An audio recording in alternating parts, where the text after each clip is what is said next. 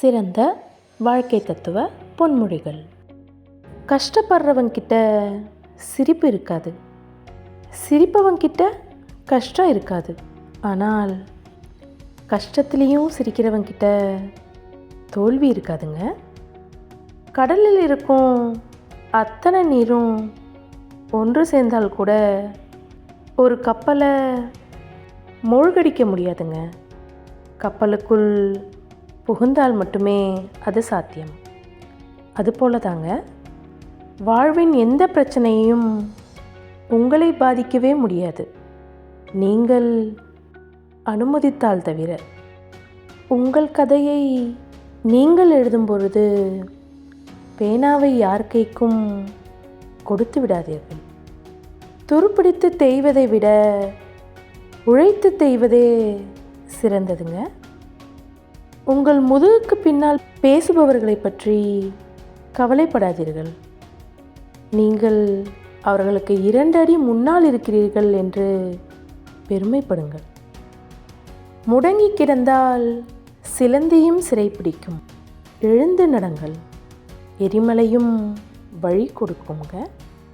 வெற்றியாளர்கள் அசாதாரண விஷயங்களை செய்பவர்கள் அல்லங்க, சாதாரண விஷயங்களை கூட அசாதாரணமாக செய்பவர்கள்.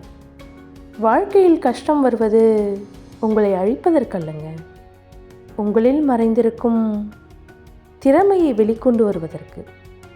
சலித்து கொள்பவன் ஒவ்வொரு வாய்ப்பிலும் உள்ள ஆபத்தை பார்க்கிறான், சாதிப்பவன் ஒவ்வொரு ஆபத்திலும் உள்ள வாய்ப்பினை பார்க்கிறாங்க. வாய்ப்புகள் விலகும்போது அதை எண்ணி கவலைப்படாதீர்கள். எல்லாம் நன்மைக்கே என்று தொடர்ந்து முயற்சி செய்யுங்கள். மிக பெரும் வெற்றி உங்களுக்காக காத்திருக்குங்க. இன்பத்தின் ரகசியம் எதில் அடங்கியிருக்கிறது தெரியுமாங்க? நீங்கள் விரும்பியதை செய்வதில் அல்லங்க, நீங்கள் செய்வதை விரும்புவதில்தான்.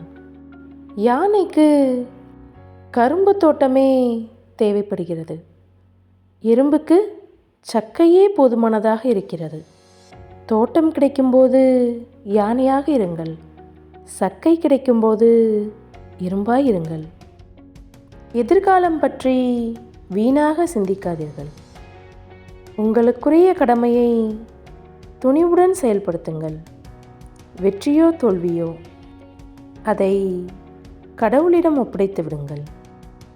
குழந்தைகள் நடைபழகும் வரை கை கொடுங்கள், நடக்கத் தொடங்கிய பின் நம்பிக்கை கொடுங்கள்.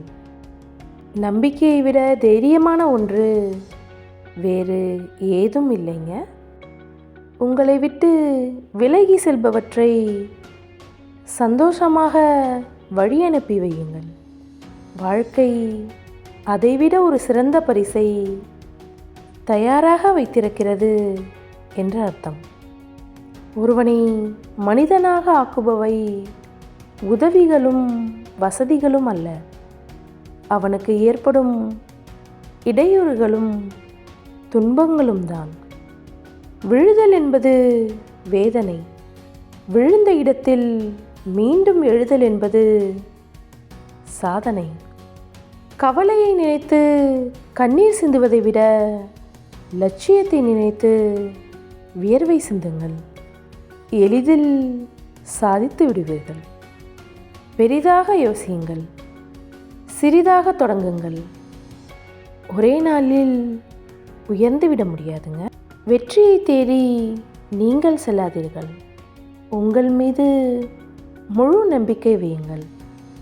வெற்றி உங்களை தேடி வரும். நன்றி.